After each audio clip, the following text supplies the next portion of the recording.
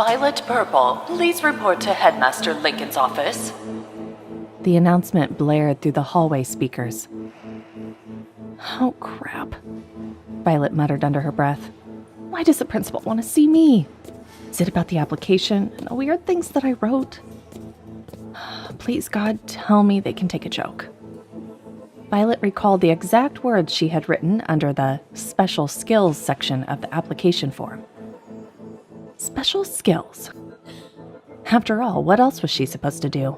Nancy wanted her to get into Lunaris, and for the same reasons, Violet never wanted to get into Lunaris, not even a little. She had poured her frustration into the form, writing that ridiculous nonsense without a second thought. Gibberish that no one in their right mind would ever take seriously. But now, here she was, outside Headmaster Lincoln's office. She took a deep breath and knocked. "Come in," his voice boomed. Headmaster Lincoln leaned forward, still smiling. "The application results are in. I called you in to thank you." Thank me? Yes, Violet. Don't you know that since the scholarship program started, only 3 students from our district have ever been chosen? It's a huge deal. A once-in-a-lifetime opportunity. I wanted to personally acknowledge your achievement. Achievement? A creepy feeling started to crawl up Violet's spine. No way. She refused to even consider it. Headmaster Lincoln, totally oblivious to her growing panic, pulled out an envelope. Congratulations, Violet. You've been accepted into Lunaris Academy. Violet's ears started ringing. This was impossible. There had to be a mistake. No one could have accepted her into any school with the offensive words she wrote, let alone the Lunaris Academy. Something was fishy, even after writing shit on her application. Everyone was shocked.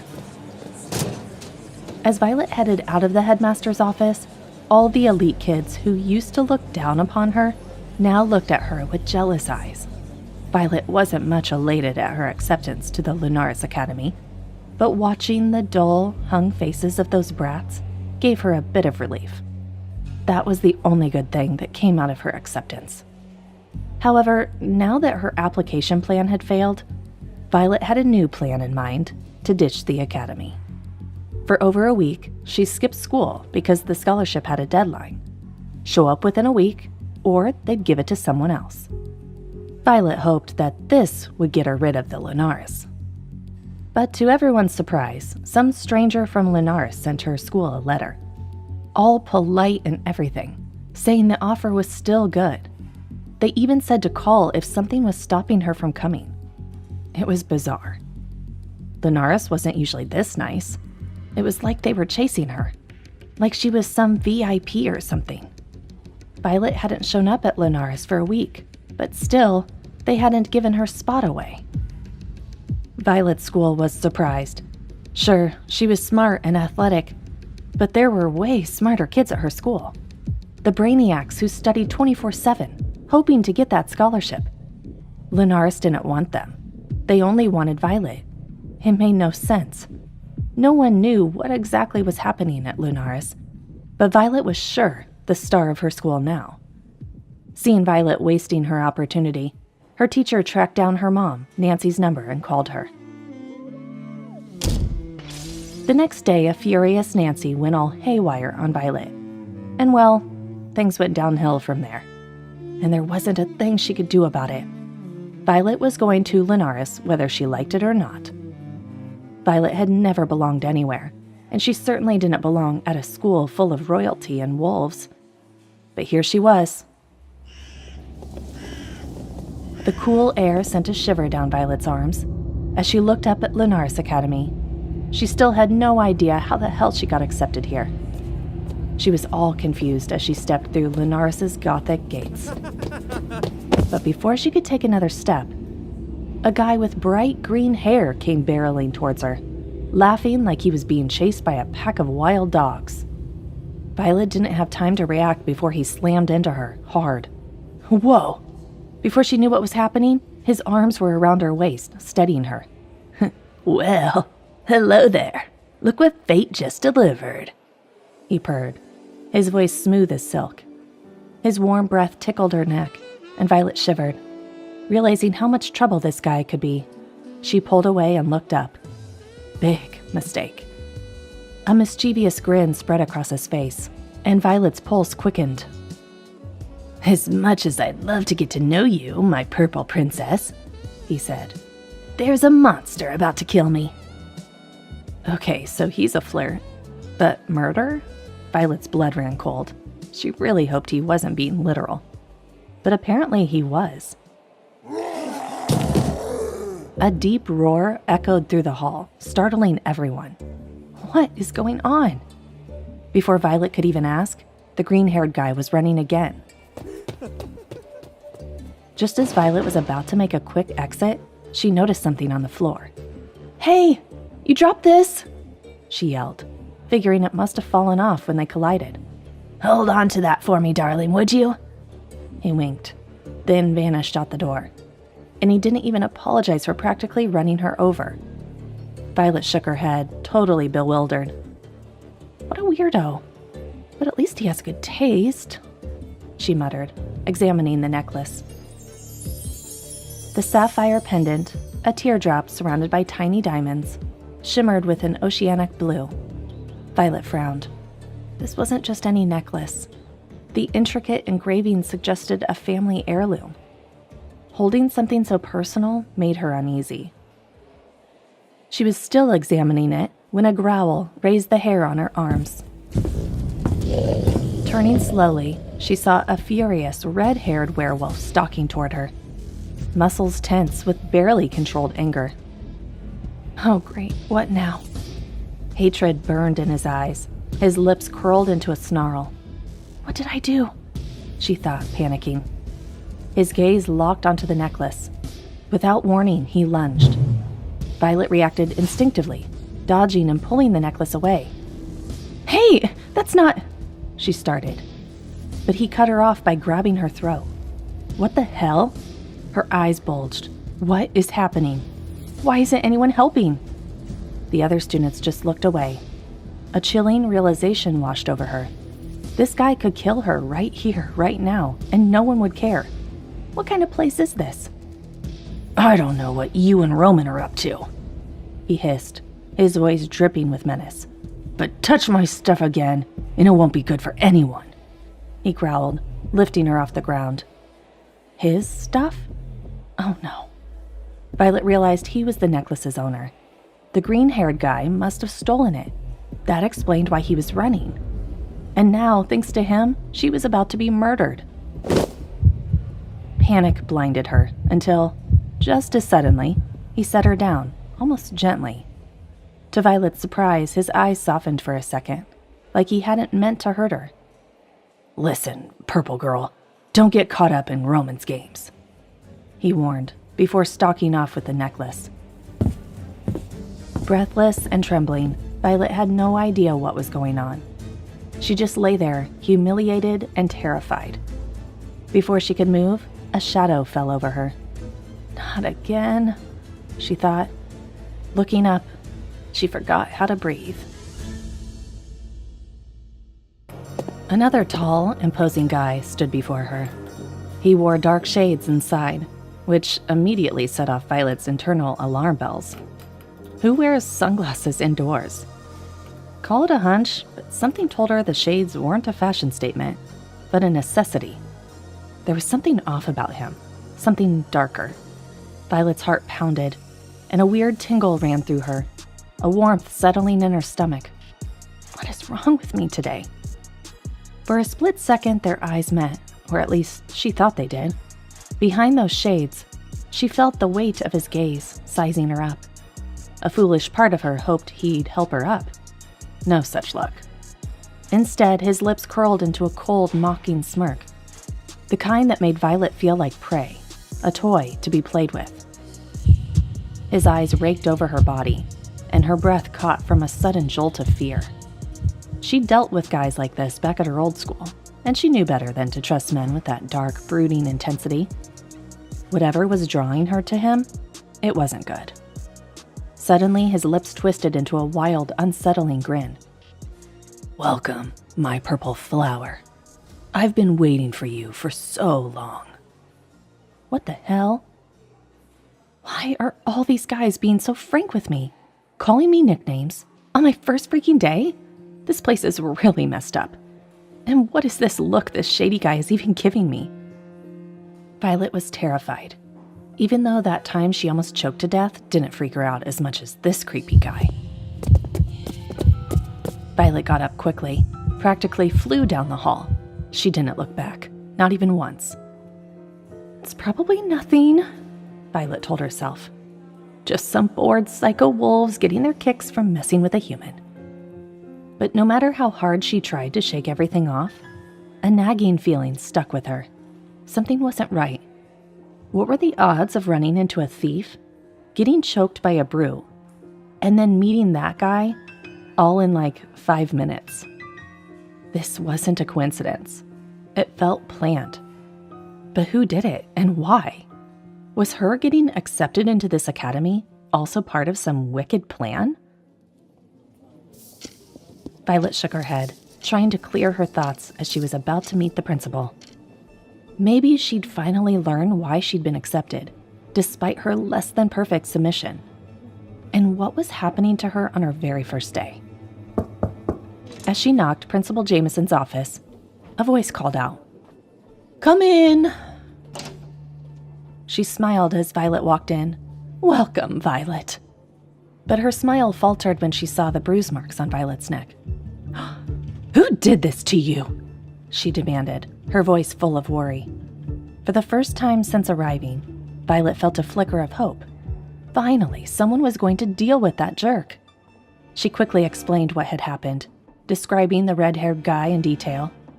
But as she spoke, Principal Jameson's expression changed from anger to something much worse, fear. "You mean Griffin Hale did this to you?" "Griffin Hale? Is that his name?" Violet asked. "Yes, Miss Purple," Principal Jameson began, her voice suddenly cautious. "I understand you're upset, but what happened was probably just guys messing around. Things are different here at Lunaris Academy. It can get a little intense, but it's all in good fun." Violet's face hardened. "Messing around? Good fun? Miss Jameson, he practically choked—" Violet stopped mid-sentence. She kind of sensed that even Principal Jameson was powerless in front of those snobby, rich werewolves. Violet didn't even ask about the mystery of her application, as she figured Jameson was no more than a puppet. She swallowed her anger, but not her need for payback. Jameson might be afraid of them, but Violet wasn't. She had no clue how she'd get revenge on those guys, who could snap her like a twig, but she'd figure it out. She always did. "Were you saying something, Miss Purple?" the principal asked. "Oh, no, Principal Jameson. All good." "I'm sorry you had such a bad experience, Miss Purple," Jameson said. "But trust me, the boys aren't always like this. I'll have your student guide, Catherine, come get you. She'll take you to the infirmary to get those wounds checked out. Classes are almost over for the day, so you can start fresh tomorrow." Principal Jameson walked to her desk, picked up the phone, and called Catherine. A few moments later, Catherine, her student guide, arrived. Violet left with Catherine for the infirmary. On the way, Catherine handed out a box to her. "That's your Lunaris welcome pack. Go ahead, open it," Catherine urged, seeing Violet's questioning look. Violet unzipped the bag. Along with a stack of textbooks, there was a sealed package tucked inside. When Violet pulled it out and saw the logo, her eyes went wide. "No way," she whispered, holding up the sealed phone box and looking up at Catherine. Catherine smiled knowingly. "We get that some of our scholarship students come from less well-off areas, so we give out free devices to help students learn here at Lunaris Academy. Here, just log into the Lunaris Academy app," Catherine explained. "The school has free Wi-Fi. Feel free to use it." Violet couldn't believe she held a touchscreen phone in her hand. She was finally feeling a bit happy about coming to Lunaris. "Okay, Now let us get you to the infirmary and get those wounds checked, Catherine chirped. They entered the infirmary ward just as a healer was tending to a student with fresh burns. You can't keep doing this, Alaric, the healer scolded. I'm fine, the guy with the wounds muttered. He is Alpha Alaric, Catherine whispered. Violet's eyes landed on him, and everything else faded. When their eyes met, something sharp passed between them. As he brushed past her, their arms touched briefly, and a spark jolted through her. Violet froze, stunned. Alaric looked at her with a sparkle in his eyes. They were interrupted by another healer who came in to check on Violet as Alaric left. It's nothing serious. You're good to go, the healer said, handing her some painkillers. And then Catherine took Violet to the hostel room. Welcome to the West House, Violet. This is your home now. And over there are the other houses, east, south, and north. Whoa, Violet breathed, staring at the impressive buildings. Miss Purple, you see, this school is all about hierarchy. Human or werewolf. Everyone forms packs in their houses. The 4 strongest cardinal alphas study here and run those 4 houses. Everyone else follows their lead. They are basically gods here. Violet sighed. She had already seen the glimpses of student power on her very first day. Catherine continued. The West House you are going to be in is run by Alpha Asher Nightshade. Asher Nightshade? Violet echoed, intrigued. Who is this guy? Don't worry. Catherine interrupted before Violet could ask anything else. Everything you need to know is in your phone. Plus, your roommates will fill you in. Go meet your roommates. As Violet entered her room, her roommates looked at her with surprised eyes. No way. It's really her. One of them sounding shocked. Violet raised an eyebrow. Why did everyone at the school seem to know who she was? Hi, I'm Violet, she said, meeting their gaze. Hi, I'm Alice Parker. A girl chirped. It's so nice to meet you, Violet Purple. Violet blinked, totally surprised by the sudden friendliness. And that's Lily Fairchild over there. Hello, Lily greeted with a wave and a welcoming smile. And the grumpy one over there is Hazel Sterling, Alice said, pointing to another blonde who looked permanently scowling. When their eyes met, Violet immediately felt the dislike radiating from Hazel. Alice leaned in closer to Violet. Hazel's just jealous of you. Violet frowned. What do you mean she's jealous of me? She asked Alice, then turned to Hazel. No offense, but we literally just met. Why would you be jealous of me? That makes 0 sense. Offense taken, Hazel spat. And quit believing the garbage Alice is spewing. Oh, really, Hazel? Seriously, your ego is out of control, especially after you were just gossiping about that video. Lily finally chimed in. Violet stepped away from the touchy-feely Alice. What video? All 3 girls turned to her, looking at her like she was totally clueless. Violet felt her cheeks burn. What was she missing here? Lily raised an eyebrow. You haven't checked your newsfeed? Newsfeed? Violet echoed, even more confused. Biodome, Lily explained. It's where everyone at Lunaris Academy, humans and werewolves, gets all the gossip, trending topics, and school news. It's the official school network run by students. And yeah, you're kinda trending right now. What the hell? Violet's mind raced. This was not how she wanted to find out, whatever this was. Before she could even grab her phone to search for this biodome thing, Alice had hers out. She moved closer to Violet, showing her the screen. With a few taps, Alice searched for the video using Violet's name. And there it was. Violet's eyes widened as the video started playing. It was a clip of Griffin manhandling her. Oh, God. Who the hell recorded that? Violet winced, humiliation twisting in her gut as she watched herself hit the floor, awkward and vulnerable. The thought that the entire school had seen her like that burned in her chest. She wanted to disappear, to melt into the floor and never be seen again. Is this school really like this? Violet burst out. Just picking on people and worshiping jerks like Griffin? Lily's face turned serious. Careful about bad-mouthing the Cardinal Alphas, she warned. The walls have ears here, and you don't want more trouble. Was that monster a Cardinal Alpha? Violet questioned. Yes, and look, you are not even grateful. Hazel sneered from her bed. What's there to be grateful about in being choked by some entitled jerk? Violet retorted, losing her patience. Hey, Violet, what Hazel's trying to say is that you've broken a school record. Violet narrowed her eyes, skeptical. What are you talking about? It's simple. Our Lunaris Academy has a point system for academic ranking. Well, socially, it's the same among the students. We have our own hierarchy. And logically, as the last student to enroll, you should be at the bottom, the Omega, the runt of the pack. But here you are on the Luna board, on your very first day. Luna board? Violet was confused again. Yes, Luna board is the ranking system for the girls here. It represents how close a girl is to becoming the Luna of the Cardinal Alphas, Alice declared, tapping the screen.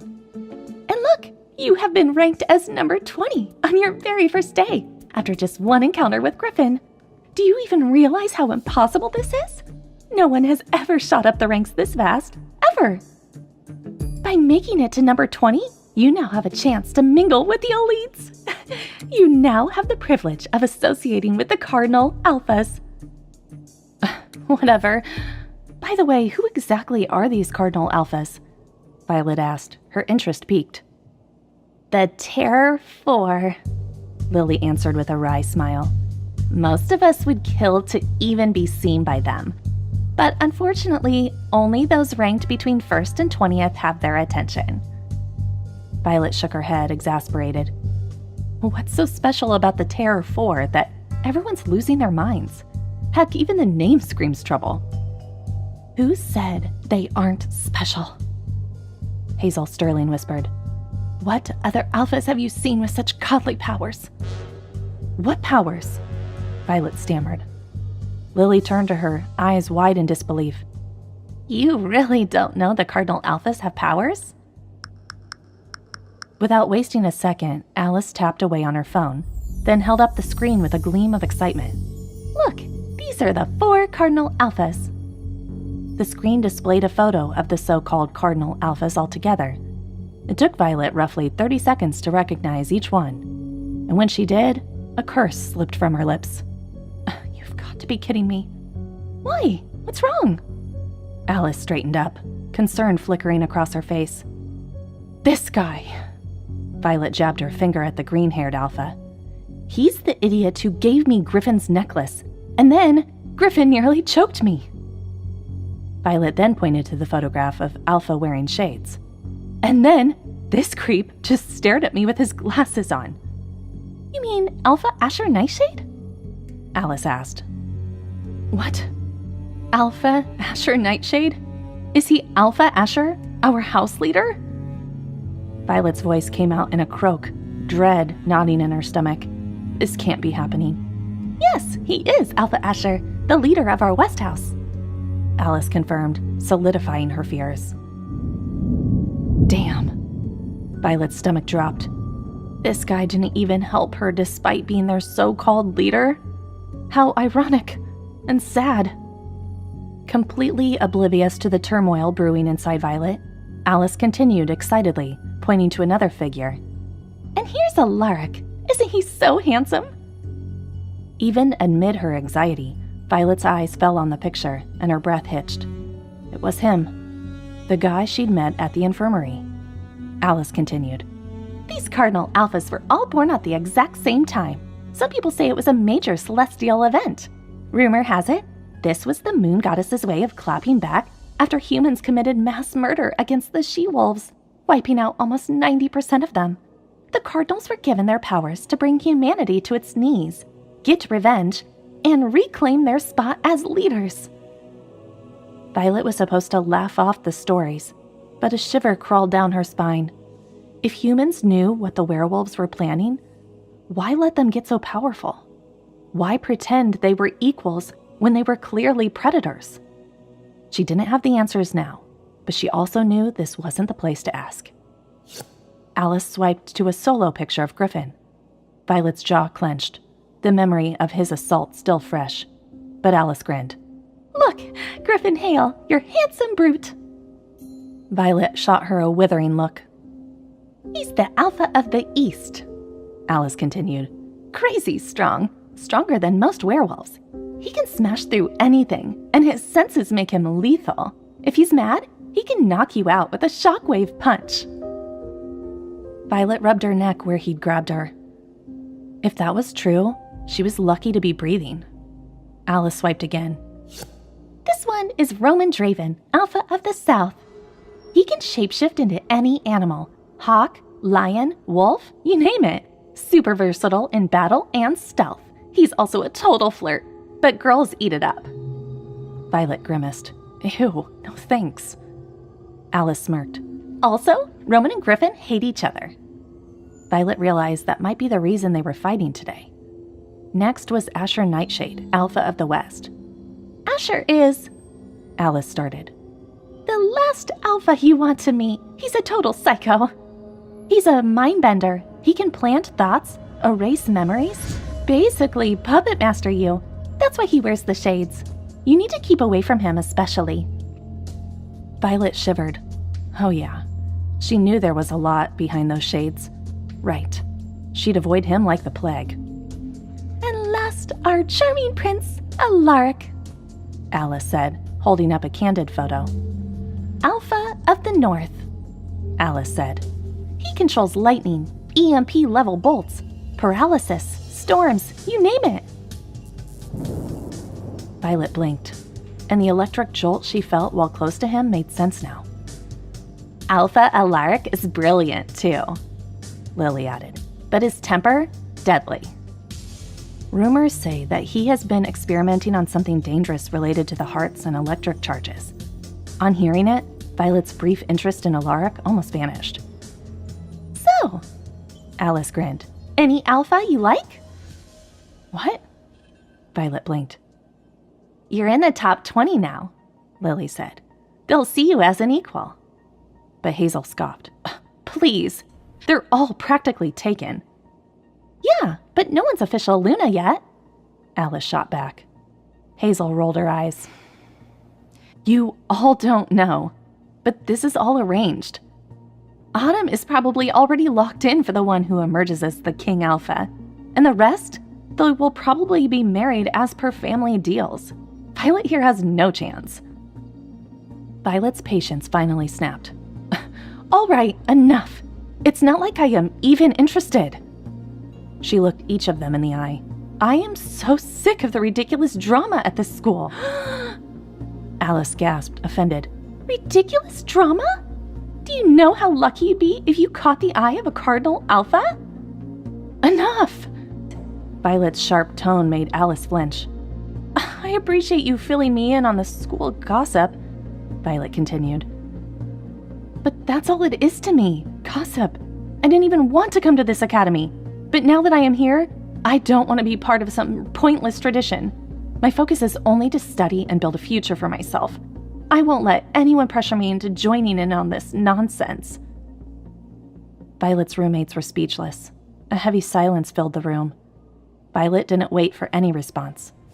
Turning her back to them, she lay down on her bed and closed her eyes, shutting them out. Sleep came quickly, her body exhausted and her mind still buzzing from the day's craziness. That night, Violet's life changed.